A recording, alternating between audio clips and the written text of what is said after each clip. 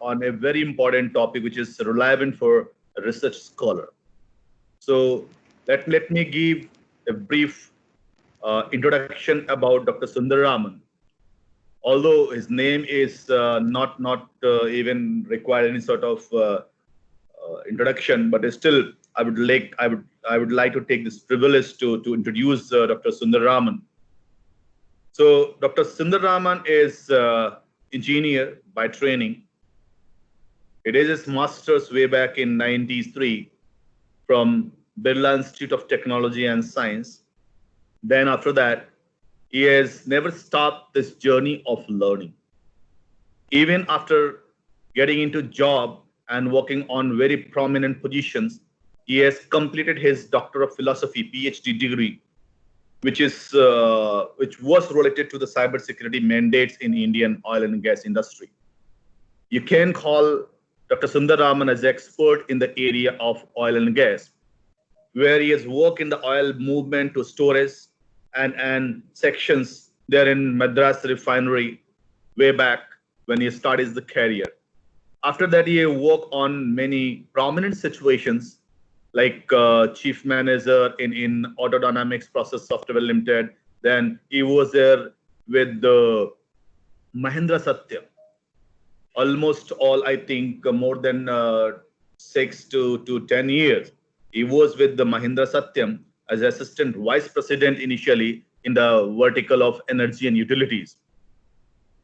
After that, he also served for HCL Technologies, and then further he had headed as a vice president in Tech Mahindra again for oil and gas downstream side of practice head. He's having a wide range of experiences of life in terms of oil and gas sector. Beside that, he is a prominent speaker, prominent public speaker. He worked with the international firms, but at the end of the day, he decided to hear that whatever his heart is talking about. He started his own company in 2019, Jiganska, that is actually based on the key mottos and key concepts of providing a wider opportunity to the community, to the society, to spread a knowledge management company. This is basically a knowledge management company which involves in design thinking, which help in terms of public speaking masterclass and oil and gas related consulting services. Dr. Sundararaman is one of the prominent scholar I know personally, and the way I like his simplicity, the way he explained the concept, and many more things which you are going to understand when he is going to speak on the topic of the interest. When I discussed with Dr. Sundararaman and I told him that this is what actually we would like to have. Dr. Sundararaman told me that yes, it is indeed very important concept now in these days. When we enter in the journey of the research or anywhere, what does it require? Something which is required that you might have an intellect level, but whether you are able to serve that intellectuality in a structured format, whether you're able to handle, whether you're able to engage your audience, Dr. Sundararaman is master of that art. I salute his presentation style and engaging audience style. That's why I requested Dr. Sundararaman that please share his knowledge with our students, with our faculty members, with others, so that we can learn from his experiences. I am really thankful to you, Dr. Sundararaman, for accepting the offer from Office of Doctoral Studies. And I am not going to between you and the audience. I would like to hand over this platform to you so that you can discuss, you can tell us something which we can understand, we can implement while the journey, during the journey, while doing presentation, even while attending the, teaching the classes or discussing in a meeting room. So over to you, Sundararaman ji. I'm going to give you the rights. You can start even your presentation. So you may start your presentation, and along with presentation, you can also talk.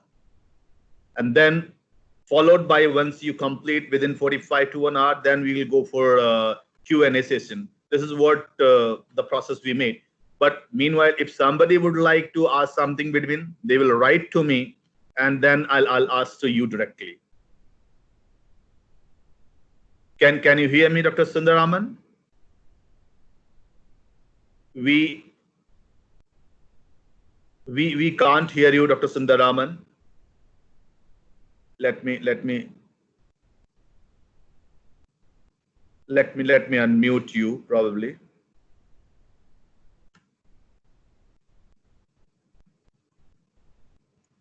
Oh, am I audible now? Sorry. Yeah. Now. Can I get presentation rights? Is it available? Yes, definitely it is available. You can share the screen. I have made you presenter. Now you can share the screen and you can discuss on the topic.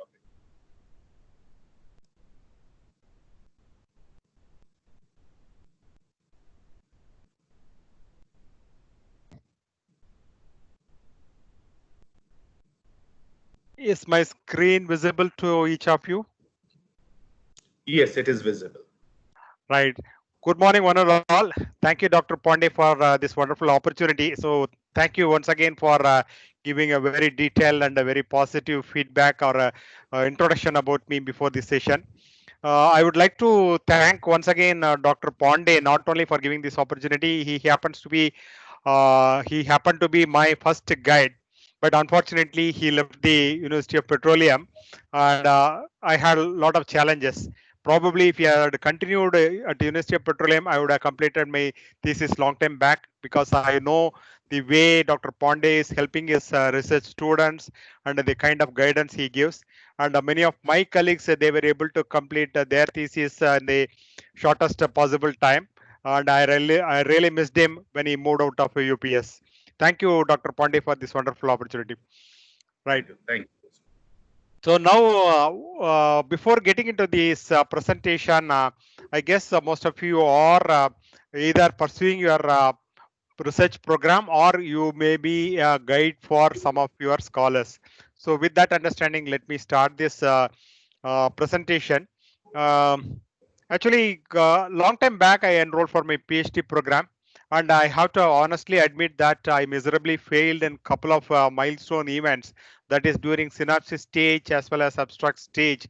Actually, each scholar is given twice the option, but I failed in the first time. So first time I was not very clear about my scope of work.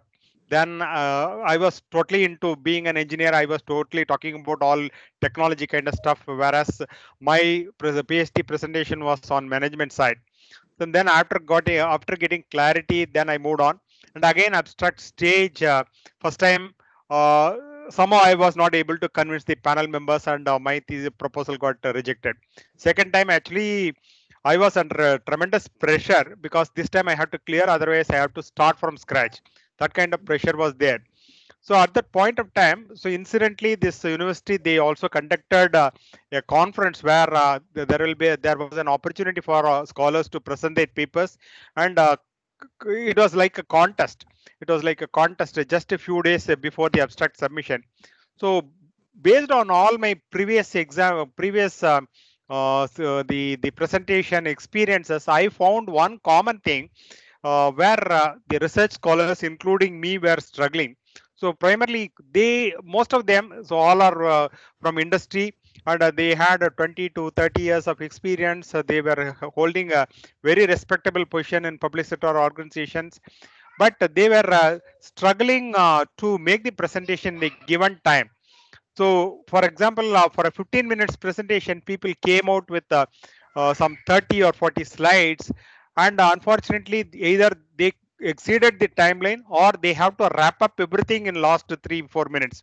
So I made this quick observation, and then that observation helped me. And then I took a conscious decision that, so whatever be the quality of my thesis, I have to definitely impress upon the panel members and the entire audience with my presentation. So I felt that this is a very, very crucial milestone, or this is a crucial stage where I have to prove whatever research work I have done into a proper manner, in a very impactful manner. So I decided to go with the 15 slides for a 15-minute presentation. and I was the one of the very few candidates who finished within the given time. And the panel members, they were so happy.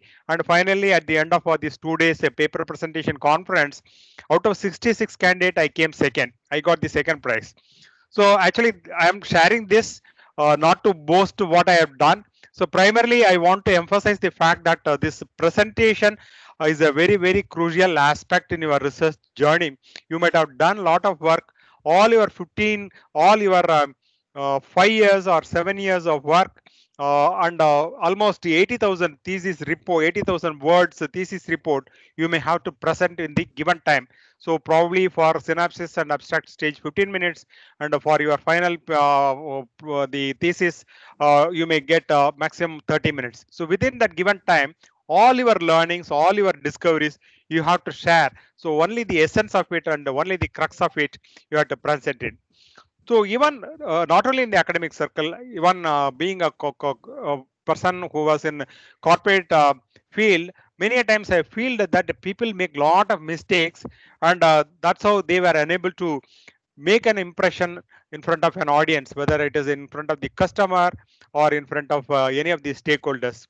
So primarily, I am going to take talk three major concepts. First, why at all a slide deck for making a presentation, and secondly, I am going to elaborate in detail about the common mistakes what we do in presentation decks. So some of the common mistakes you may be already aware, but I am going to share my experience along with some kind of examples. And finally, I'm going to say what are the things to do for an effective presentation. So primarily, I'm going to talk more from a research scholar perspective. It is though I did this workshop for a common audience. Today, I will talk more from a your research perspective. The slide deck. So for the purpose of slide deck. So actually, each one of us we use a slide deck during conference paper presentation or your PhD journey. So very rarely we see someone making a presentation without a slide deck. Why at all slide deck? Slide deck is primarily to improve the audience focus. So people are able to see something visually. So though you use powerful words, sometimes the visuals they enhance your speech. And even these slides within a single slide, you can make a complex concept very simple. So that's how these slide decks are very powerful. And one important, the third aspect, what I want to emphasize is slide deck is only a visual aid. So it is not going to replace whatever you are going to present. For example, you would have done a thesis, 50,000 words report or 70,000 words report. All that need not be part of your slide deck. Or if you are taking into a corporate scenario, so you are only using a slide deck to enhance your speech. So this we have to be very clear. Slide deck is just a visual aid. And at the moment when I say slide deck, I think all of us are immediately connecting with PowerPoint. So PowerPoint is one of the very dominant tool when you are making a presentation. But of course, there are a couple of other tools available. For example, if you are using a Apple system, you may be using a Keynotes or some other deck. So in fact, the last 1.5 years, that is March 2019, I got retired from corporate life and I started my own company, and primarily as introduced by Dr. Pandey. So this company is involved in all kind of knowledge management initiatives. I used to, as a speaker, I have taken different genre of opportunities, either a keynote speaker or a panel moderator, or even I have conducted a lot of quiz programs. So probably in the last 14 months, maybe around 80 slide decks I would have created, but I have stopped using Microsoft PowerPoint from the day I got retired from corporate service. But still I use PowerPoint for making presentation. This whatever I said may be slightly confusing you. So actually I tried to use a different kind of tool called the Canva. Some of you may be familiar. If not, probably I'll touch upon this tool. So Canva is a fantastic tool to make your collaterals like your business cards, flyer kind of stuff. But very rarely people know that this tool can also be used to create your slide decks. So almost for last 1.5 years I'm using Canva to prepare my slide deck, and primarily I was able to find out the difference, how it is making a lot of difference between PowerPoint and Canva. And today I'm not going to talk about the tool and conduct an workshop, but I'm going to talk more about the principles of presentation. What are the do's and don'ts? So is it okay? Can I go ahead? Yes, yes, Professor. Please continue. Yes. Okay. The common mistakes. Some of them are obvious, and some of them already you may be aware. But nevertheless, I would like to repeat because I am seeing these kind of mistakes even today. So these kind of articles are there in public domain for several, almost for last 10 decades. The moment Microsoft PowerPoint was introduced in the market, so immediately people started writing what are the do's and don'ts. But still people make mistake. The main reason is no one has taken training for PowerPoint. So it is almost like a self-learning tool, and people mechanically take out a template and then start adding their content and then start presenting it. I'm going to share some of the common mistakes. See, this one. One is, as I said earlier, as my experience and my PhD journey, people come out with overwhelming number of slides. So it's actually when you have such kind of slides, either Dr. too much of Sundaraman, sorry for disturbing you. Would like to see the full screen presentation. I am actually making full screen presentation only. Are you Okay, not able but to see it? no. We can't see it full screen presentation. Minute. How is it now? It's the same. 1 minute. What am I supposed to do? Actually, it is in F5 mode. I'm using PPT and it is in full screen mode. Okay. There So was from a your button. side, is anything to be done? There was a button present. If you press that button, probably that will help you. Which one, Dr. Pandey? So there was a button there in the file which you are showing. Present. Yes. So now I press Yes, that button. yes, And yes, is it okay? yes. Now it is. Yes. Right. Sorry about it.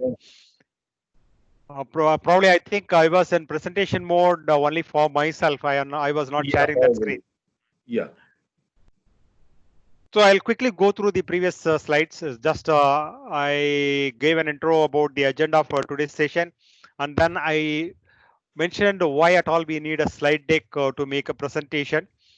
Primarily to get engaged with the audience and make complex things simple and try to use it as a visual aid and not per se as a presentation medium. And just I am jumping into the common mistakes. So this I already mentioned that many people, even experienced people, they come out with a lot of slides, right? So when you so sometimes when you are in a conference, a day-long conference, the moment the speaker is on stage and before he is putting into F5 mode, you are able to see the number of slides. So then the moment you see 50 slides for a 30-minute presentation, my god, you automatically you get disconnected, your eyes and ears are open, but mentally you are somewhere else. So that is that is the kind of disconnect happens when the moment people see the number of slides. Not only that, if you see here, all the slides are in the same template. So template is okay, but the same format. So it looks really boring, and you are unable to make a proper connect with the audience. I'll also come back later. So how these kind of stuff can be refined. And this mixing up of templates, you may take a you may use a presentation, but you use a different kind of themes. For example, one slide will have a gray background and another slide will have a dark blue background. All of us are on different kind of fonts, so totally it's confusing. So if that is the case, if you want to do a sanity check, my simple suggestion is, so before making a presentation, you put it in slide sort mode so that you will be able to see all the slides in one go. And if it is appealing and if it is appealing to your friends or your network, then probably you can go ahead. So I'm not suggesting that you have to stick to one color, but one theme you have to stick to. If you start mixing up of themes and templates, so it is going to be a it will not be a seamless journey. And about the content part. So this also I am seeing many people know they try to cut and paste whatever they have written in their Word document and then straight away put it in this slide. So what are the drawbacks of such having such slides? Number one is obviously when you have too much of content, the font size becomes small, and audience will not be able to see them. Number one, physically they are unable to see the content. Number one. Number two, when the moment they see a crowded content, they get disengaged. Number three, as a speaker, even you don't know what to highlight. So most of the time, the speakers turn their back and then see the slide and then they read what is there on the screen. So the moment that they turn back and they started reading from the slide, again further disconnect happens. And the moment that the disconnect happens, it's very difficult to come back and make a content. So normally a speaker, unless he is a seasoned speaker, it takes almost 10 to 15 minutes to establish a bond with the audience. So that's why we say that the very first moment, within 1 minute, you have to share a joke or a story or ask a rhetorical question so that you are able to get engaged with the audience. But after making 10 minutes of engagement, so the moment you start disconnecting with the audience and again reconnecting, it is going to be a very tough task. Then today, many articles suggest that less of text and more of pictures. But you should not take it very religiously and try to have images like this. So you should know how to strike a balance. So and especially when you are trying to have a photograph and a clip art and the other kind of images. The images are also broadly classified into different categories.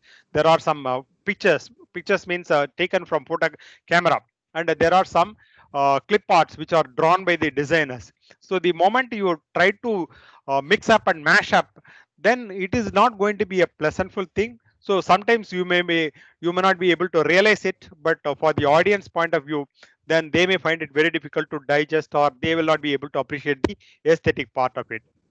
And the color choices, obviously not many people do this mistake, but some of them they do this mistake. So obviously when you stick to a particular template, then they don't mistake. But sometimes people trying to be over enthusiastic and then try to add all VBR colors and then make it clumsy. And bullets that kills. Actually, the moment when we say bullet points, so actually the sentences start with a small circle or a small rounded points. So still people are using a lot of bullet points, but the the presentation experts, presentation gurus say you are killing the audience with bullet points. Bullet points are meant for killing the audience.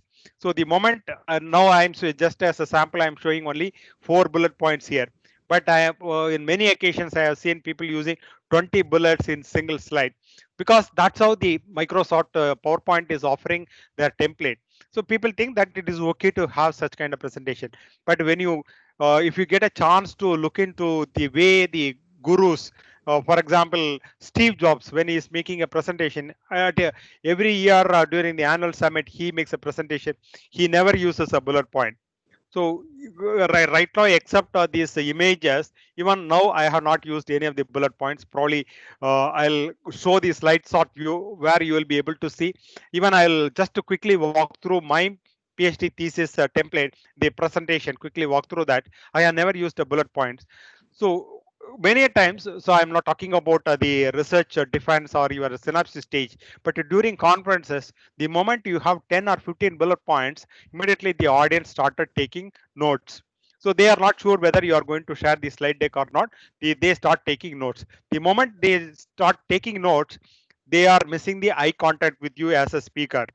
So then again, as I said, you are breaking the bond with you and the audience. So literally, you are saying that though you are not telling, you are saying that okay, now I have 20 points. Now you take out your pad and then take notes. So you don't have to listen to me. You don't have to observe me. So that is the indirect or subtle message we are giving. So if you are clear with this concept, then henceforth you will stop using bullet points.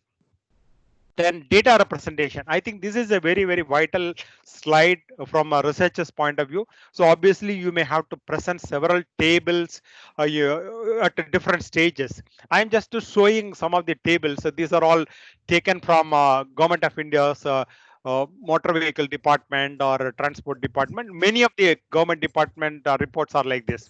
What is wrong with the first report? What is wrong with the second report? Can I get some audience interaction? Either you can chat to chat, or if available, you can the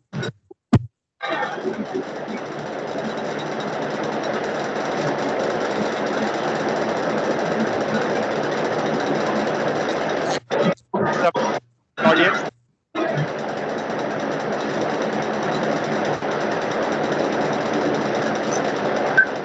Dr. Sundaraman, there might be some disturbance in background. We can't hear you properly. Call. I don't. Sir, there is a voice from Dr. Abhay Sinha. Maybe his mic is not mute. So if the moderator is there, probably you can mute all except the Sure, speaker. sure. Okay, is chat facility available for the participants? Yes, sir. Okay, then I am requesting the participants to just use the chat facility and let me know what is wrong with these two charts. So I am showing two charts.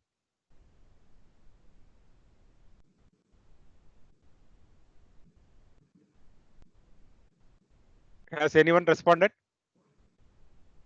Too much. Professor Kirti has responded, so too much. Partha Okay, Pankaj has responded, too much data, can't read. okay. And Professor Kirti I have knows no already, visualization. There should be some sort of visualization. yeah. Actually, for too Then, much text, I already given an example in the previous slide, but here I'm talking a different aspect. Thank you all for this response. Thank you for being connected with me.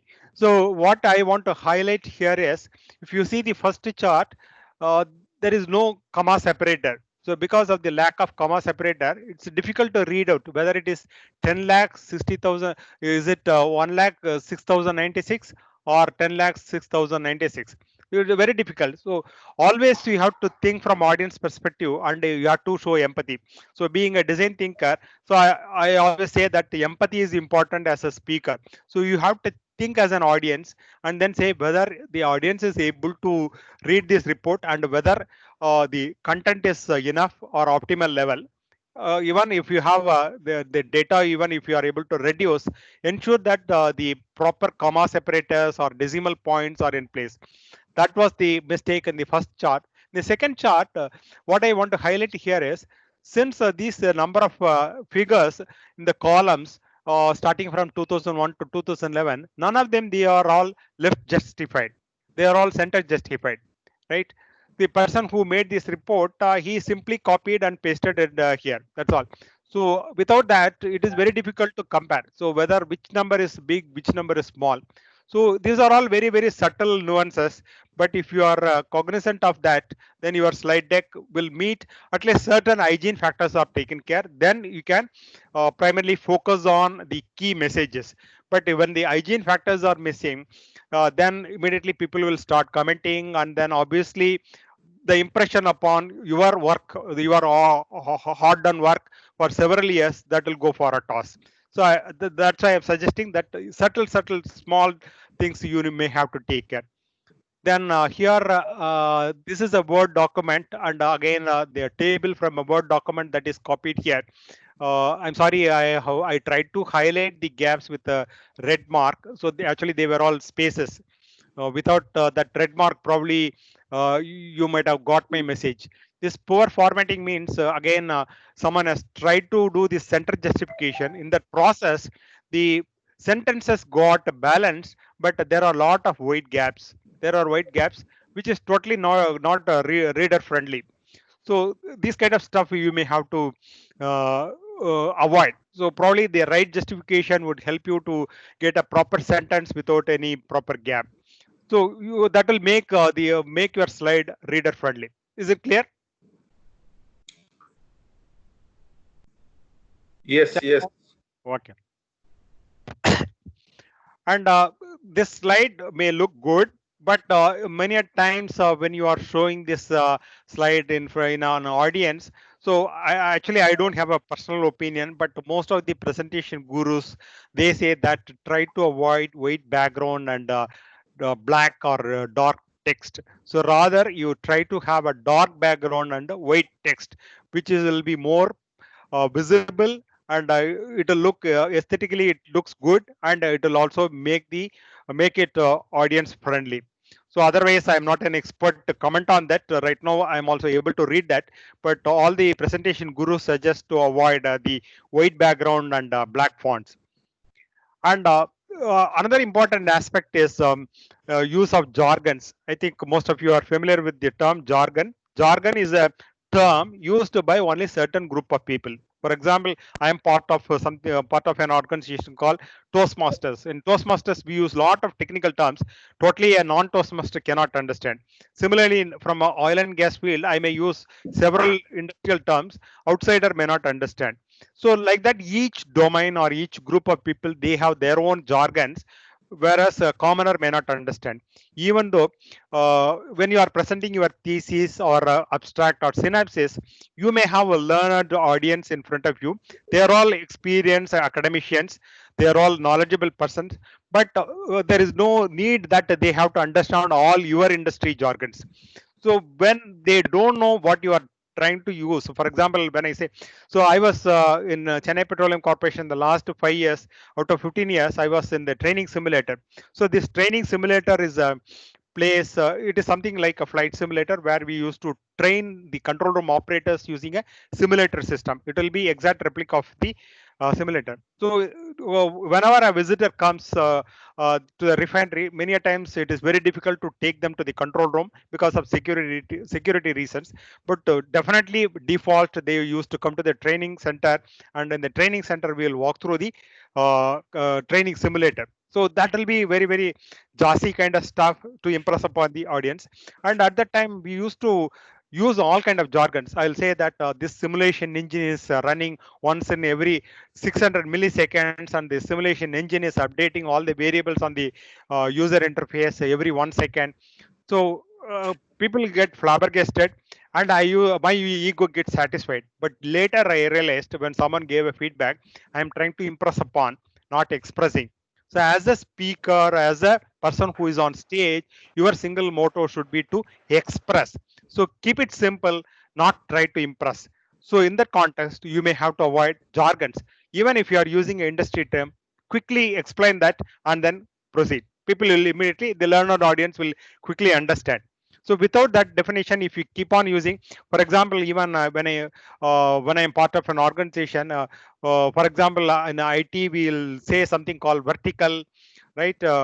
Vertical business unit. A vertical business unit means it is a industry-wise unit. So in a IT organization, we used to service several domains, several type of customers. For example, banking customer, retail customer, energy entities. So I belong to energy vertical. Energy vertical. My colleague may be part of retail vertical. So my card will say energy vertical business unit. So in short, we used to call it VBU. But when I went to an oil and gas customer and showed my business card, they were totally confused. How come you in an IT organization, VBU means viscosity breaking unit. VBU is a term used in oil and gas unit, like crude distillation unit, viscosity breaking unit. So these kind of jargons will be totally different to industry, or sometimes totally people will be unconnected. So try to avoid jargons, use simple terms and go on. Now I am just trying to, I have highlighted almost 10 to 12 different kind of mistakes, but when you Google it, you will be able to find out so many other mistakes. But you take a conscious effort to understand what is wrong and what is good. Now I am just showing how I try to refine some the not so good slide to a better slide using the Canva tool. For example, this particular tool, very simple slide. I am talking about theory, the scientific process, pattern, testable implications, support, and whether when I try to use a theory, finally whether it is going to support or falsifies my theory. So primarily something related to hypothesis. So the same slide I try to put it in a different way with a dark background, lighter title, and I try to put in little bit of images, not complex images, little bit of images. Data pattern, I used the image, and whether true or false, I have put another image. So this looks slightly better. Do you agree with me? Yes, yes. Right. So the next one. So instead of bullet points, again, I try to use some related images. So this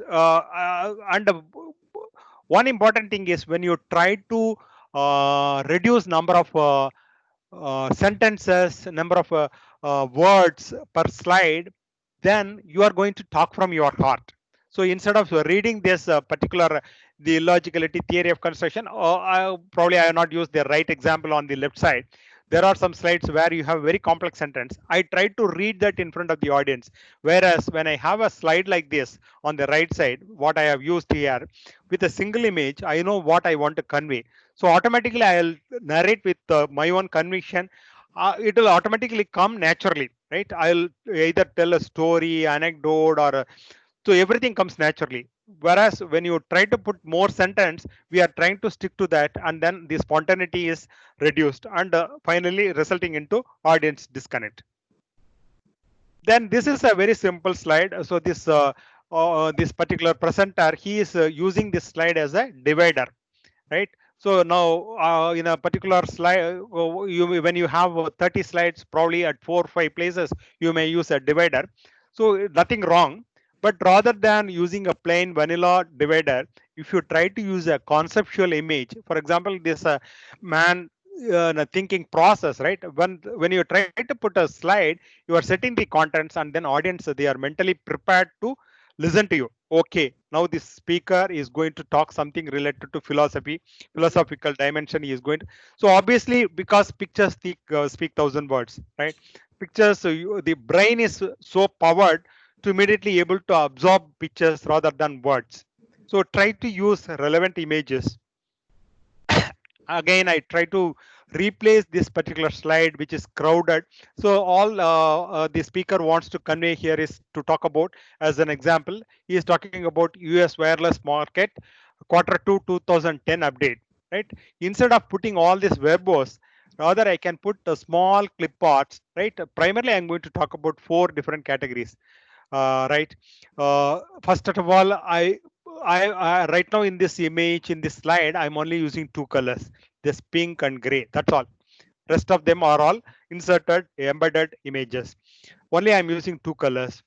There is no watermark in the background. So whereas if you see this image here, there is a watermark which affects the readability. Try to avoid that.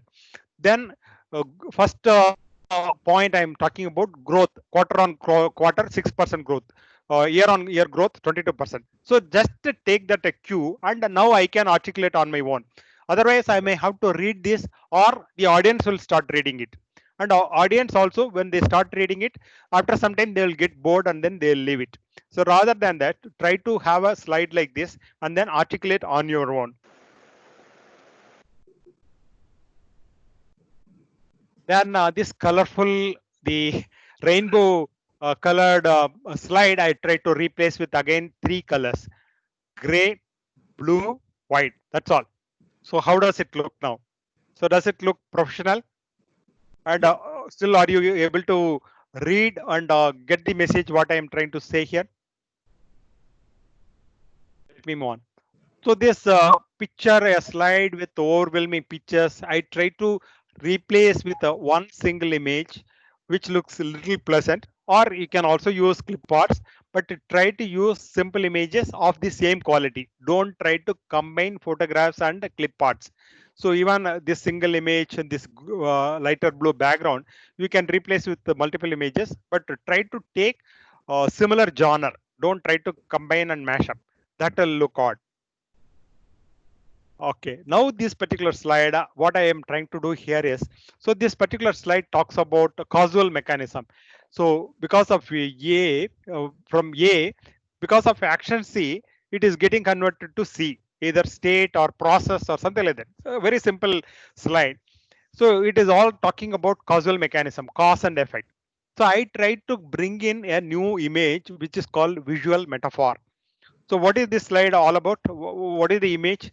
So are you able to get a clue of what image I have used here? What does it represent? Can someone respond through chat? Professor Pandey can read out. Yes, I'm getting the chats. This is dominoes effect. Yes, it is more. Yes, it is more clear. Right.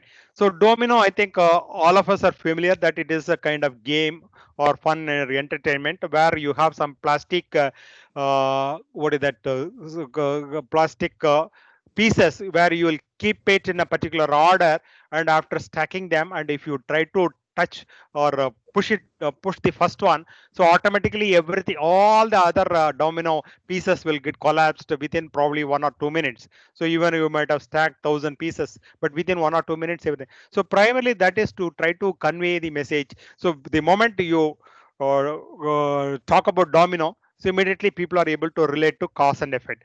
So think of some analogy, think of some metaphor, and then try to go to Google and then find out a relevant image and then insert it here. And again, I have not distorted any of the text content, the A, B, C arrow, everything is you have enough space. So whereas in the first slide you have so much of blank space, and it doesn't look appealing. So whereas here you have the more or less the slide space is optimally used, and you are also adding value by using a visual metaphor. Let me move on. And this is one example again I want to point out, not a major mistake, but if someone wants to pinpoint even the minute nuances, this is called orphan. So a sentence, the key or specific phrase, one or two phrases going to the next sentence. So this is not a major mistake, but I use this slide for something else. I are not, I retained it here. So if you are keen, then probably you can take notes. Try to adjust this paragraph so that the entire sentence or most of the sentences fall within the first 4 lines or 6 lines. There is no single word that goes as an orphan or it is not getting isolated.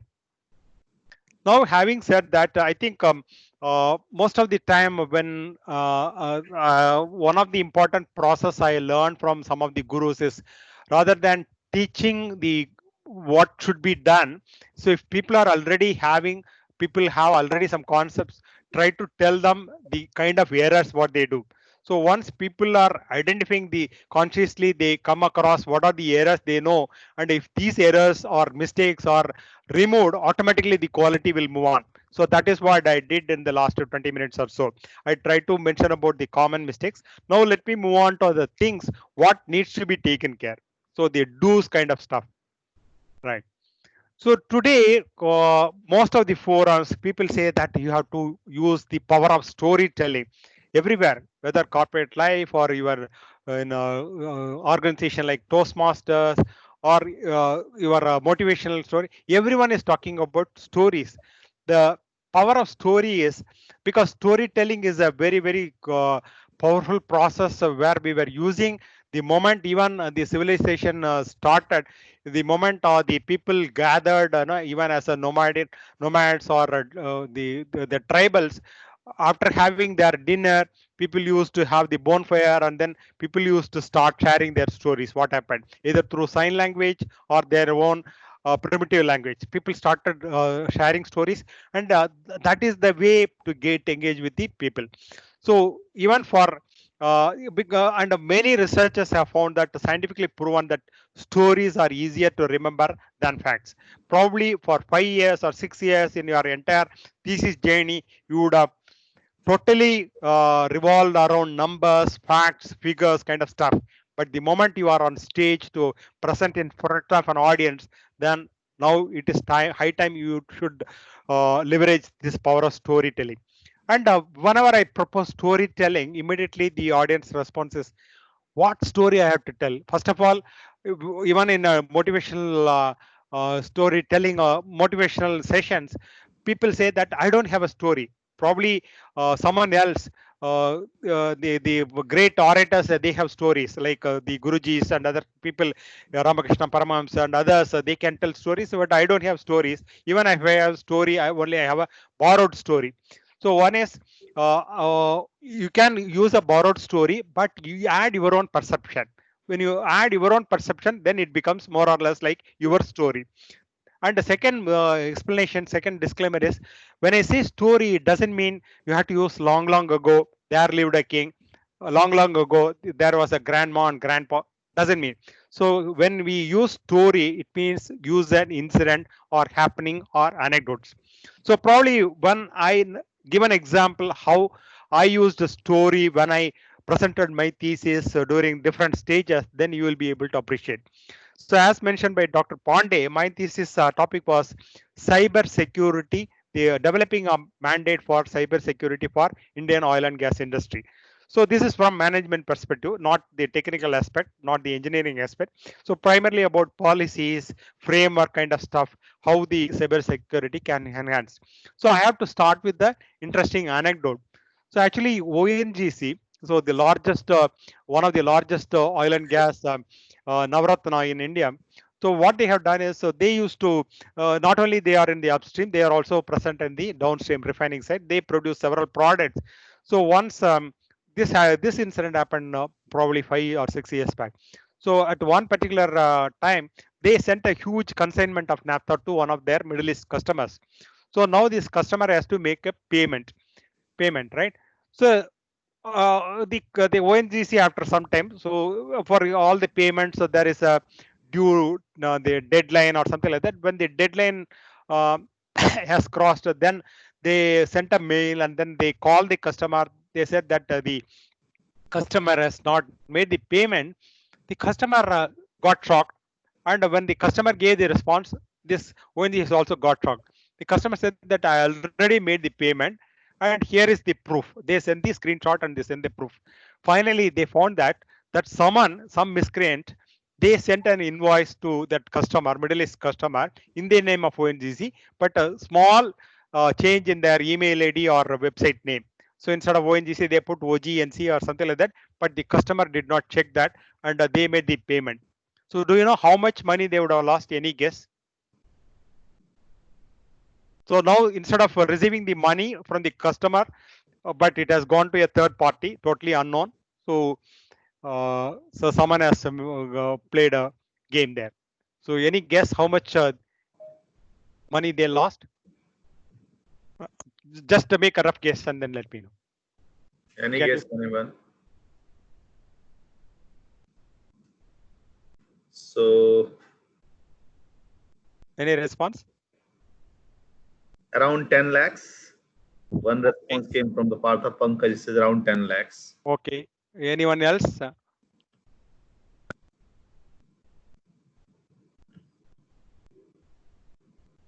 No, not yet. Okay, I'll reveal the answer. So they actually the money lost by this company was 197 crores. 197 crores in single transaction, right? So like that, there are a lot of some small incident, big incident, medium kind of incidents are there when I talk about cyber security with respect to Indian oil and gas industry. But when I tell this powerful story, right, it creates curiosity among the audience. Though it is all about technology, it is all about technical stuff or my thesis. I'm not going outside the boundary of my thesis. When I tell this incident, so when I Yes, meant a story, Sundararaman, now I get response. Somebody says 80 lakh, someone says 3.5 million, 10 crore, 1 billion. okay. These So are the numbers. I reveal the answer. 150, 197 crores. So when I tell this story and start my presentation, immediately audience get curious, right? They want to know how I am going to tell the rest of the stuff. So one, my credibility and the authenticity improves. Oh, not only is a research scholar, he is also a great storyteller, right? So immediately people are curious to know, especially when you see the kind of workshops or the synopsis presentation. So on a single day, the panel members they have to listen to 20 or 30 people, right? So they are also under tremendous pressure. So the moment someone comes out with a different kind of approach, they immediately that person gets the immediate attention, and obviously either his approval process happens faster, or if it is a contest, he gets a more score, right? So you have to stand out from the crowd. So obviously, given after learning all that stuff, everyone cannot do that. But as an individual, you have to try your best to apply all these learnings.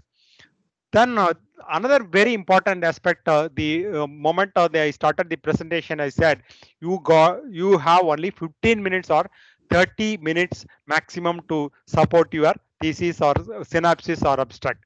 Synopsis stage 15 minutes, abstract stage 15 minutes. So Dr. Bondi, is that universal for all universities? This timing? Almost all for synopsis presentation, it is giving 30 minutes plus Q&A, whereas for abstract, it is given 45 plus 15 minutes Q&A. This is what across the India, UGC regulations according. Yes. So maximum 45 minutes to 1 hour. So irrespective of this stage, right? So now you would have done so much of work, right? Because you did the literature review, then you would have sent a questionnaire to your audience, and after that you would have processed the responses using different kind of software, screenshots. But you should know how to present it in the given time, right? So if you don't do that, whatever work you have done, it will go for a toss. So for that, you should know the art of prezi writing, right? Even I am not great, but slowly I am trying to learn. In school days, we used to do that, right? So yeah, lengthy essay will be given, but you have to do the prezi writing. But unfortunately, either students they don't show interest, or even teachers they give more value on that. But this is a very important tool, specifically the research scholars, because the complete work you have to condense and put it in a rich form in the given time. So even if you are not familiar, you take your what's English book and then try to learn, or buy any of these books and try to understand. I try to randomly do it, but probably once you go through these books, then you may know the process. Nothing wrong in learning, unlearning, and relearning, right? So I request you to do that. This is going to be helpful when you are making the presentation, because you know what is important and what is not important in the presenting. And some more tips: try to have one slide per concept. Don't try to bring in 2 or 3 concepts. So that way you will you will be able to make the clear communication. And second thing is, I think many a times the people who are working on PowerPoint or any other slide, they are immediately they want to know what is the size of the font I want to use, kind of stuff. Um, the kind of fonts, definitely the university will give guidelines what font should be used for title, what font should be used. My suggestion is, rather than try to focus on the slide, or if you are using Canva or PowerPoint, try to use the template as it is. Don't distort the style or size of the fonts. For example, all the templates are all designed by the companies, right? So a design team has worked on, and they know what should be the size, which one will be visible even if it is presented in a huge conference. Don't try to alter it. So try to retain those time and try to fit in your content. If the content is overflowing or spilling, then use the next slide. Then you make the final check regarding your guidelines given by the university. So idea is, don't distort the size. Once you start distorting, specifically when you are trying to reduce the size, then it becomes totally one slide you will have 12 size, 12 what is it, 12, and another slide you will have 16 for the body, totally non-standard, and again some of the fonts may not be visible. Then the third and important aspect is learn the art of picking the right images from public domain. So here, sometimes I already used some of the images. So now quickly let me move into the browser and then quickly explain. I guess I will be able to showcase my screens. So Dr. Pandey, is my browser also visible? Yes, it is. It is. It Okay, is visible. right. Now, for example, now I want to add a refinery image in my slide deck. What I have to do is just a key in refinery. So some of you may be familiar, but for people who are not familiar, I'm just quickly helping you. So you are overwhelmed with images, but some of the images are protected by intellectual property rights. They belong to some companies like British Petroleum or Chevron or Exxon. You are not supposed to use it without their written consent. So if it is for internal usage, probably you can use any image. But when you are presenting in a conference, you are not supposed presenting in a conference on an external. Uh, Dr. Sundararaman, some of participants they are telling that they can't see the browser. Browser is not visible to them. If you can kindly recheck at your point. 1 minute.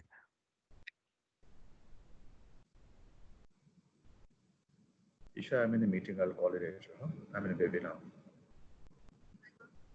How is it now? Yes, now it can. Okay, super. Yeah. Thank you. Thank you. Okay. Now, you are not allowed to use any of them in your slide deck or brochure, flyer, report without the written consent. You should know only the copyright free images you can use it. How to find out? Just click this tool, right? Then you go and figure out what is label for reuse. So even when you click label for use, still you will have several images. All these images you can use it without the written consent, because Google has already tagged them label for free use. But sometimes if you are very keen, then you can try to use them or get their written consent. This is number one. Number two is try to go to the next tab, large. Try to look for large images. Again, you will still have good options. The large images means they have more megapixel. Once you try to plug into a PowerPoint or a Word document, once you start stretching them out, the image will not lose its resolution. The quality will be maintained. This is number two. Number three is you want to, for example, refinery means. I'll try to put another.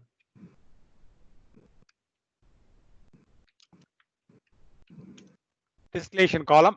Here I want to use image without a background, because image without background, that will stand apart, that will look like a 3D image, and obviously the quality of the slide will be better.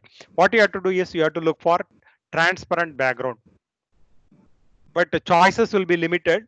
Only you may be able to get clip art, or I'll put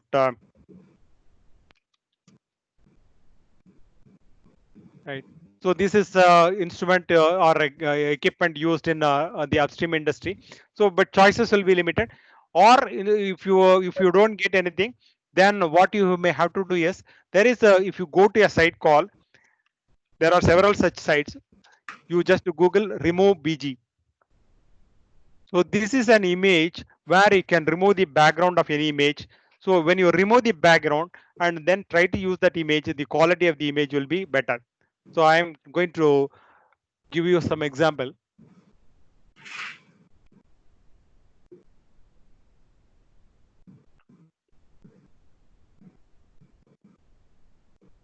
Okay, I am going to use the image of this gentleman, right? So without this background, what I have to do is just upload that image.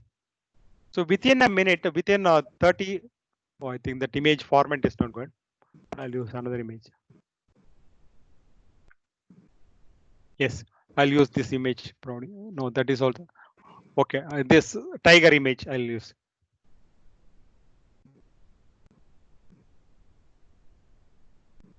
Right. So all the background is removed. Now you can download and then plug it here. So you can try out. So you can try using the image as a raw image or remove the background and use it. So you will be able to see the difference.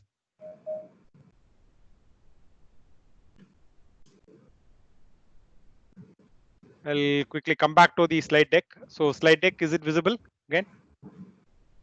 Yes. Yes, it is. Right.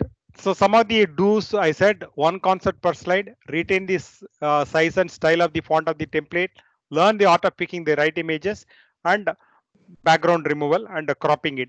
So cropping I have not explained. Once you use probably Canva, I'll also quickly, if time permits, I'll quickly go through Canva and then explain how the cropping can be done and how you get professional slide decks. And some more tips. So the previous slide talks about the do's while you are preparing the slide deck. Here more about during the delivery time. Never go unprepared. You may be a guru in your own thesis, or you might have spent enough time and you know everything, but the presentation is totally a different aspect. For presentation, you should prepare, you should spend enough time in preparing your slide deck, and you should also rehearse enough times. Dr. Sundararaman, Divya is asking about whether this will support .jpg format with this transparent background. Yes, yes. Thank you. Thank you. JPG Please. background. So all the normal images, PNG or JPG, anything can be removed. But only one major difference is you should select a picture with a contrasting background. So the, for example, if I am sitting here and my contrast, if I have a mosaic picture in the background, and the software will not be, the tool will not be able to distinguish between me and the background. So if it is unable to do that, then the cropping will not be proper. The background removal will not be proper. Probably you can try and then see. So once, after doing once or twice, you will be able to identify the selection of the raw picture itself. So you should have clear contrast. Then on the delivery aspect, you have to go prepared in terms of spending time on preparing the slide deck, spending time on delivery, right? At least couple of times with your close network, and then give them some mock presentation, take their feedback, and then try to incorporate, so that you are not all nervous on the stage. Second thing, this point again I have read in one of the books of presentation guru. What he says is, don't summarize all the points at the end. Only summarize the key points. So if you start summarizing, for example, 60 minutes presentation, I give a presentation for 45 minutes and 20 minutes to summarize all the points again, then it means, one is it is waste of time. Number two is I am underestimating the intelligence of the audience. Right? So you only summarize the key points. Then the third important point, which I came to know just 1 year back. So never outsource the job of navigating slides to others. So I think many occasions, what it means is you are the presenter on the stage, but someone else will be operating the slide deck, right? You would have come across situations like that. So what do we do once I complete the slide deck? What is the term I use to move on to next slide? As a speaker, what do speakers say? Next slide. Next slide, please. Yeah. Next slide, please. Right. One is it is boring. Every slide you are saying next slide, please. It's boring. Number one. Number two is even though you use the suffix please, it doesn't look actually you are polite, because this feedback I got in one of the presentation in Toastmasters. Every speech I make, someone will give a recommendation. Even if I do good job, they will try to pin pick and use a magnifying glass and give a feedback. In one such sessions, one evaluator said that, Sundar, you said next slide, please. It looked that you are authoritative. So you didn't look humble or polite on stage. Probably you yourself take control. So one is you don't look polite. Number two is boring. Number three, the important aspect is when you outsource it to others, there is a chance that he may make mistakes. You will say that to go back to one slide, you will jump 2 slides or 3 slides. Then you will say, no, come forward. So this tamasha will going on and the audience will totally get annoyed. So rather than that, today the slide charges, the slide changes are available starting from 600 rupees to 2000 rupees, different kind of thing, and most of them are working good. So if you are going to make a presentation, so obviously research scholar, 3 different occasions during your PhD journeys, you will make presentation, and not only that, you will also making presentation in different kind of forums. So try to buy this slide changer and keep it with you. It will be handy and it will be under your control. So at any point of time, if you want, you can go back and explain a slide, and then again you can fast forward. For example, if you Dr. don't Raman, sorry to interrupt. There is a question that what about the use of the PPT pointers? Yeah, that's what I am saying. So it's a slide changer or pointer. So it comes with a combination, right? You can navigate the slider and it will also have a laser pointer. Okay. Right? So what I'm just discussing is a small subtle stuff, but these kind of small subtle stuff make a lot of difference. So you are comfortable on stage. So you are not having any dependency on a third person, especially if you hand it over to a technician, right? If you hand it over to your co-researcher or co-guide, they will know. But if you totally give the control to an unknown person, obviously you will not understand. You will say that go to the third slide where I mentioned about that Maslow's theory of hierarchy. Obviously you cannot find out. Whereas when you have the slide change in your hand, you will have everything in given time. The last and important time is never exceed the given time. So whether it is in a conference or any time for which you have to practice and practice, and this is where the slide preparation, the whatever we discuss, right? The art of learning, prezi writing, the art of identifying the number of slides, All that matters. To if you have 50 slides, and if you want to make it in 15 minutes by rushing 2 slides per minute, you would have done justification with respect to timeline, but obviously you would have miserably failed in connecting with the audience, right? You cannot run through 2 slides in 1 minute, right? So probably an average, at least you may take 1 to 2 minutes per slide. So some slides you may quickly run through, but on an average, at least you may require at least 1 minute per slide. 15 minutes, 15 slides, okay, maximum. For 15 minutes presentation, if you go with 30 slides, you cannot do justification either with respect to time or in terms of connecting with the audience, because any presenter on a stage, the single motto is not to clear his thesis or something like that. So even not only research scholar, anyone on stage, single motto should be your talk or your presentation should be remembered by at least 10% of the audience at the end of the day. And even after probably one of your audience, you may meet them after 1 year in an airport or somewhere, some conference. At that time, they should come and tell, sir, so I still remember your presentation. I have done that. I have acknowledged people. Even 10 years back, they would have made a presentation, but still I understand that because they made their presentation in time and they made an impact. I still remember that. So this is the slide changer. I think most of you are familiar. One of the models. So probably you make one-time investment, a little expensive stuff. There are some items available at 600, 700 rupees, but the cheap things, it will make things complex. For example, no, this slide, this the rear portion, every time it will fall off. I think it is a poor make. Whereas quality stuff like Logitech, you will be confident. So whenever I make a presentation between 2 slides, this will fall up and I have to pick it up, and totally I may look unprofessional. And this is my last slide. So I don't know whether you people are aware of it. I got to know about this only very recently. So only if last week I came to know about this when I started preparing deck for the university. All along I was giving this presentation for different kind of audience. The moment I agreed for this opportunity, I started to see it from academic perspective. So this University of Queensland, they came out with a concept called 3 minute. 3 minutes. It is this is say like a contest. So can everyone be on mute? I am hearing a lot of background noise. So is anyone aware of this 3-minute thesis contest? This is happening from 2008 onwards. I'm not sure whether it's still on because in the internet I saw only up to 2008 to 2015. After that, I have not seen it. Probably they would have stopped. But has anyone heard about it? I don't think so. Okay, so here, so you can Google and then get to know about more about it. This contest is only for research scholars, and they have to make a presentation in 3 minutes with a single slide.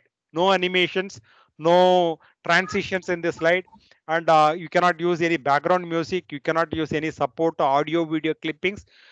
With one slide, you have to make your presentation and still impress upon the jury members and then the entire audience all in 3 minutes. 80,000 word thesis would take 9 hours to present, but here 3 minutes is given. So obviously, so this audience will be heterogeneous. We have to start in the language of a layman. So I may be doing something technical stuff, right? Like for example, my own thesis, no, the cyber security mandate for Indian oil and gas industry. A common man cannot understand without setting the context. But in 3 minutes, I have to make the presentation. Probably I may have to use the story of this ONGC or one slide, the everything should be visible. Probably you can Google it and then try to understand more. So if you are, I think this is something like a TED talk. If you want to use this concept, you have to take their consent and do it. But if they are stop doing this, probably you can get inspiration and then conduct an event. If such an event is organized, I can help the university and probably try to be on the judges panel, or in some way or other I would like to get associated and help you to organize that. So try to know more about it, and you can see how the winners are able to present their thesis in 3 minutes. That will give an One idea. one of our guests, he has participated in this one, and one of our PhD student, he has saw this competition about the competition on Twitter. He shared in the chat box. Fantastic. So someone has already participated. Am I right? You said. Yeah, yeah. Okay. What was his experience? Why don't you share your experience, Bekche, Azhar?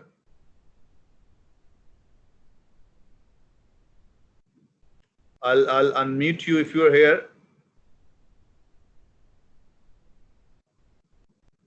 So he's saying that it was a very good experience. Summarize entire learning in a limited time limit. This is what he is sharing. Okay. Thank you so much. Thank you. Wonderful. Right. So I think I have taken enough time. So I have exceeded the given time. But thank you for being a wonderful interactive audience.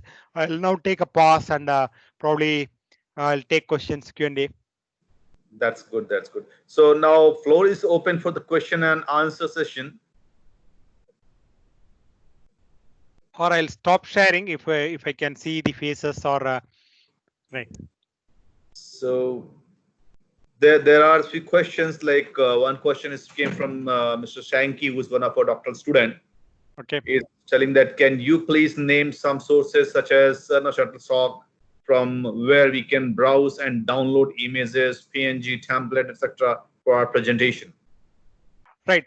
Actually, in corporate or the design firms, they buy these kind of CDs for a cost, or they subscribe to certain channels.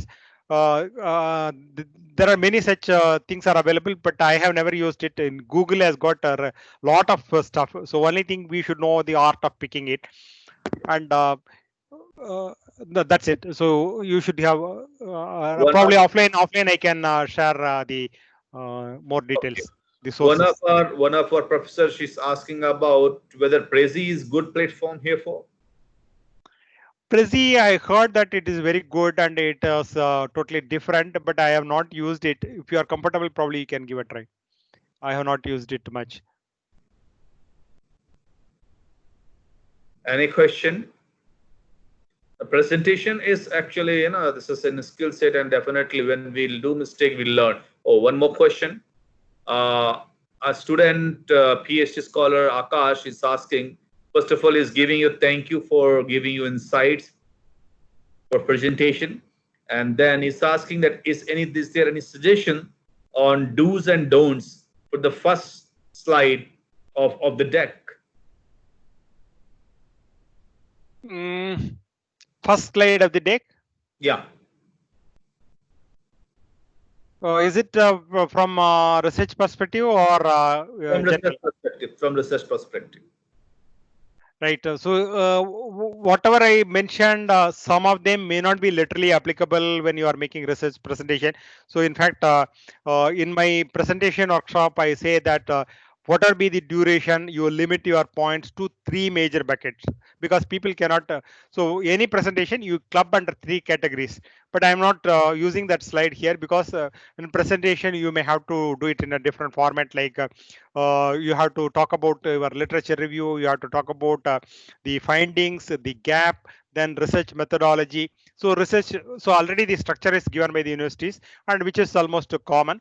I don't think any specific importance on the first slide, but the first slide, after the title slide, if you start with a story, so if you are able to make a story, right, you can have one picture, and then for example, when I mention about this ONG story, I can say 197 crores. That's all in a single slide.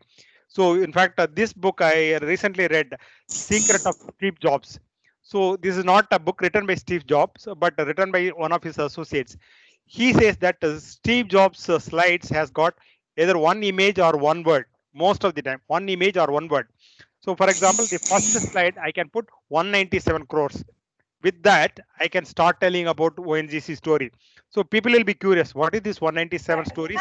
That will be in the back of the mind, but still they will be curious to know what you are telling. But I should not take more time. So it all depends on the given time. If it is 15 minutes or 20 minutes, then I may have to quickly finish that story in 1 minute. If I get opportunity to speak for 1 hour or 1.5 hours, then I can elongate it. So it all depends. Yeah. One more question from our guest: that what makes a presentation interesting? How to keep the audience glued to the presentation? Right. Okay. So as I said, the presentation, whether tools like MS PowerPoint or Prezi or Canva, they are only visual aids. They are only trying to support you to reiterate your message. The maximum onus lies on the presenter. So the presenter, so actually, if you are already familiar with presentation, or if you are on stage manners, then it's easy. But if you are totally new to that, I think you have to learn a lot. Probably one suggestion is you can become a member in Toastmaster Club, because overnight it cannot be learned. So you have to master it. It involves so many things like body language, vocal variety, connecting with the audience, making eye contact. Even for now, almost for last 2 months, people are using online medium extensively. But I am also making the mistake. I know the tips, the best, the lessons learned, and people keep sharing. But I also make the mistake because I am continuously trying to see the screen. So when I am trying to see the screen, I am losing the connect with the audience. What I am supposed to do is I am supposed to see the webcam. So can you see the difference? Right now I am seeing the webcam, but most of the time this side. So what you can do is people suggest you can just you can highlight that or a golden color sticker on the webcam, or even you can put a small post saying that webcam here. So today I forgot to do that. So when you try to do that, you are maintaining eye contact. Eye contact is a very, very vital aspect, whether it is research presentation or speaking on any forum. Eye contact, body language, vocal variety. So all other tools are only supplementary. The main onus lines with the your own self and your own way of presenting. Thank you, Professor. One more question from other guest. So guest Ajit Dameja is asking very interesting question. First of all, he is giving you thanks, a big thank for insightful session, and then he's asking, oh, indirectly he is giving that 3-minute challenge. He's asking that could you please throw light on your thesis within a limited time minute, so he'll practice something. Okay, I'll quickly go through, walk through my slide. So you may not be able to quickly understand anything, but I'll only reiterate one particular point. Just a minute. 1 minute.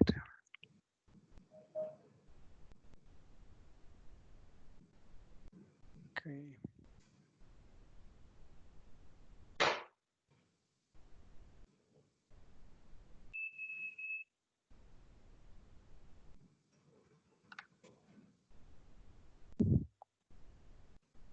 So now are you able to see this or no? Not yet, not yet. So of course, now Now. you are able to see. Yeah, but not full screen. Okay, I'm showing it in a different 1 minute. I'll showing it. I'm trying to show the slide sorting view, right? Just to highlight a couple of points. One is, if you see here, I have not deviated any of the themes. The theme, that light blue background, I try to retain it, right? And most of the stuff, except a few slides, I have not used excessive text. And most of these slides, I have used images. For example, I'll put it in a full screen mode. You will be able to understand.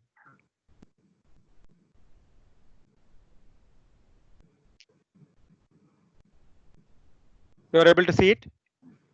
Yes, we can. So my guides, presentation outline, critical infrastructure interdependencies, all these ONGC kind of stories. So actually in PPT, they came as a separate stuff, one after the other. I try to show the different kind of images, business problem.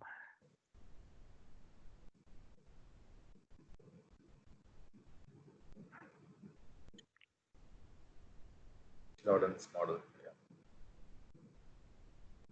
So if you see most of these slides, I reduced minimum number of bullet points. All slides, they will have one image or the other. And I try to ensure that the numbers are properly visible, right? I have seen during the presentation from morning till evening. I also used to watch some of them without any awareness. No, they try to capture the screenshot, but they are not all visible. They try to put 2 or 3 screens. They are not all visible.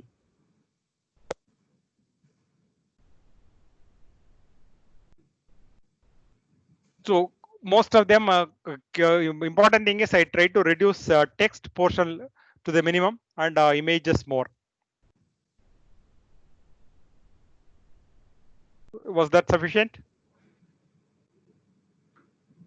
Yeah, he's saying thank you, and is actually currently a research scholar in general management in School of Business, University of Petroleum and Energy Studies. All the best. Any other question? So, if not, then if anyone would like to ask any question, the floor is open. You can ask any question. Yeah, I think we have 7 more minutes, so can go up to 12. We are very happy and really, Deepika, she's telling you thank you for the informative session. More or less, all the guests there, they are very happy with the presentation, and I'm sure that this is definitely it's a great learning for all of us, because this journey of research, it has a lot of ups and downs. Yeah, Medav, please, you can ask a question, no problem. Please ask. I think you'll have to unmute me. You are audible. We can, I'm we can hear you. All Yeah, right, we can hear you. So basically, I'm a lecturer in the law school, and when we make our presentations for classroom presentations, so I understand it's going to be a little different, and I wanted your suggestion on it, how it can be. Or how it can match the do's and don'ts that we have just shared. It becomes different because we teach a lot of cases, the judgments that have been given by judges, and in that we have to quote a lot of paragraphs straight from the judgment. That is something that we cannot like twist and paraphrase much. So our ppts end up having a lot of text. So if you Okay. can just give some suggestion on that, it'll be wonderful. Thank you so much. I don't have much familiarity with this your domain, but still I can give a suggestion. So to make your presentation deck clutter free, what you can do is you can embed these case studies as a PDF documents, and while presenting it, open it, right? So at least all your slides will be with less text, and then it will be clutter free. So embed them. So don't cut and paste your PDF documents or Word document in your slide. So instead of that, embed that as an attachment. So will that make a difference? Yes, I think that will make a difference. I try to do that. So thanks for the validation. Yeah, thank you. I'll take just 1 minute to quickly run through this Canva tool, and later people can get in touch with me if they need any assistance. 1 minute. Sure.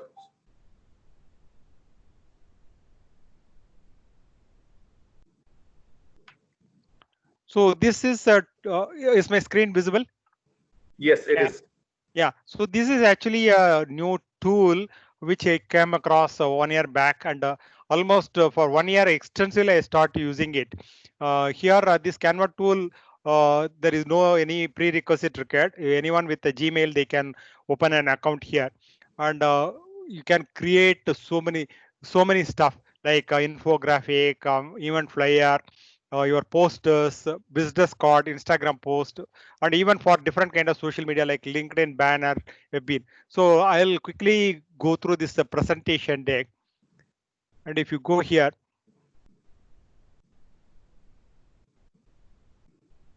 there are so many templates available here. Simple presentation, company presentation, marketing presentation, education presentation. For example, let me open this education presentation. Under this particular theme, again, you have so many other subjects like science, social science. For example, let me click this social science. So each one within the deck, each slide format looks different.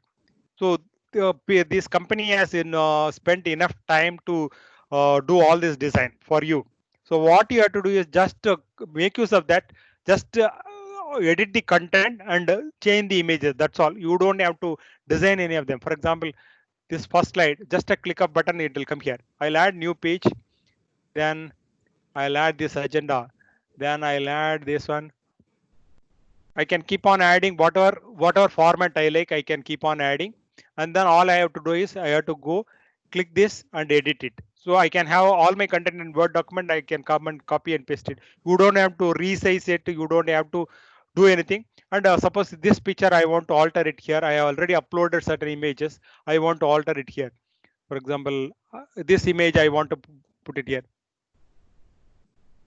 Just a click of button. Just a drag and drop. That's all. And since the color scheme is aesthetically designed by the designers, it will look absolutely professional.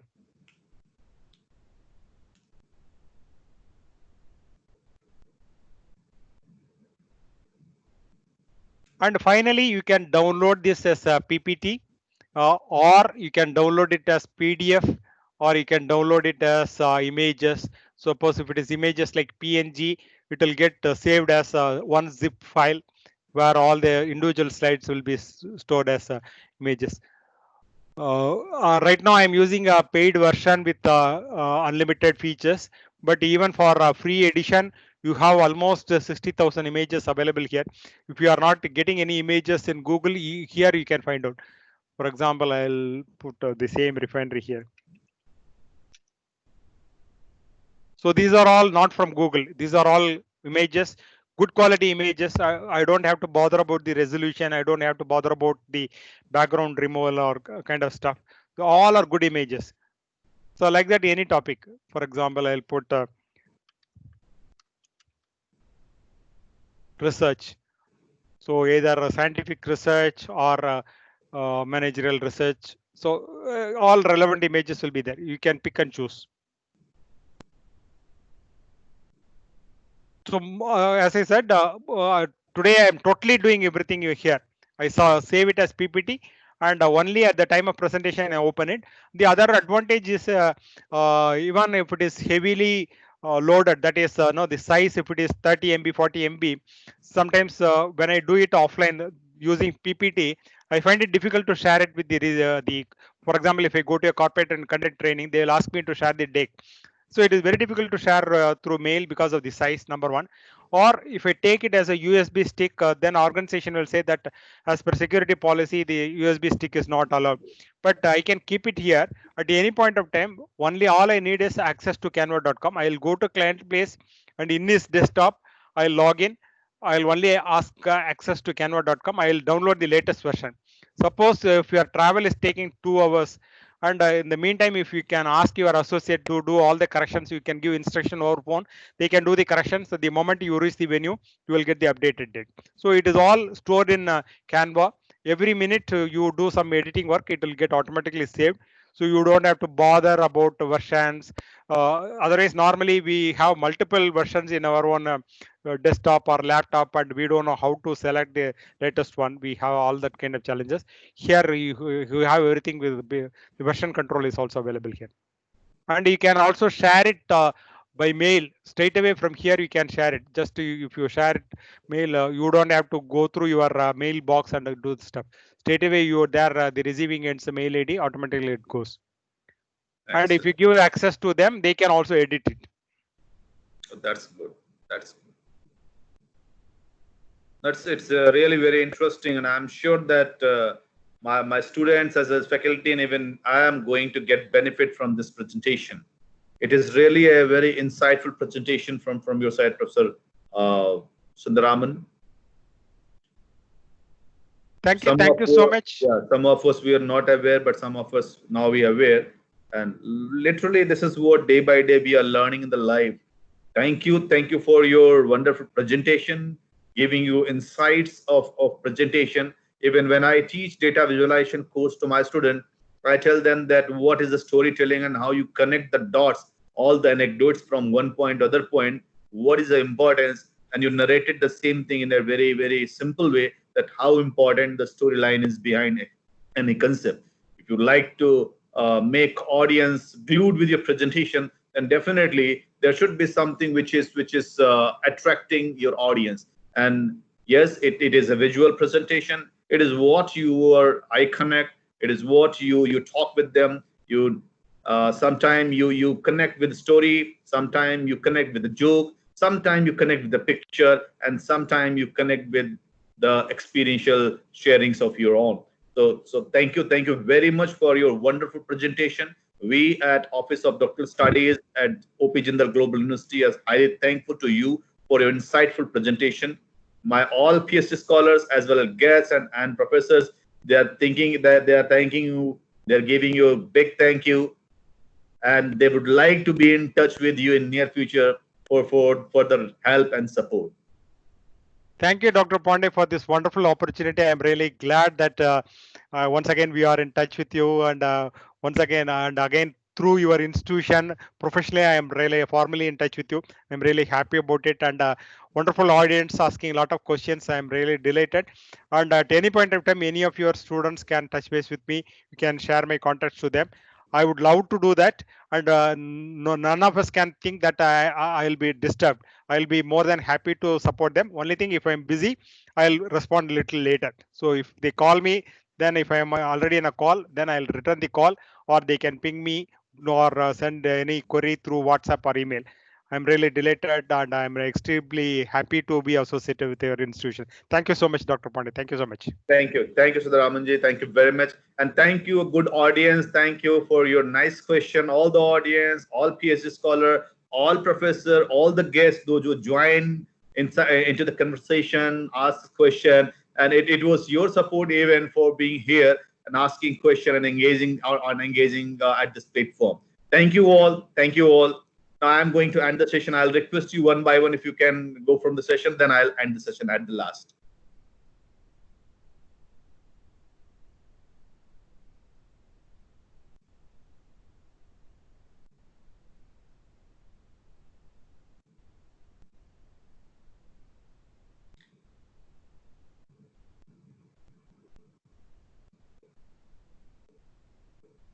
Thank you. Thank you very much. Thank you, Shujot. Thank you, Akash. Thank you, Ashit. Thank you, Dr. Mohita. Thank you, Shahbaz. Thank you, Madhavni. Thank you. Thank you, Vaipu. Thank you, Professor Pandey. Thank you, Besh.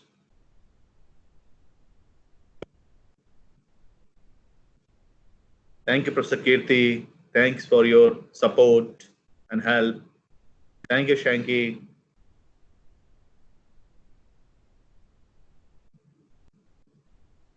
Thank you, Mr. Nair. Thank you, Nisha. Thank you, Dr. Sinha.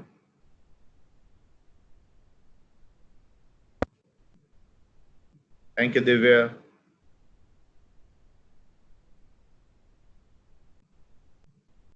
Thank you, Bhavana. Thank you all. Thank you. Thank you very much. Okay, I'll sign off, Dr. Pandey. Okay, thank you. Thank you. Good day. Same to you, sir. Bye.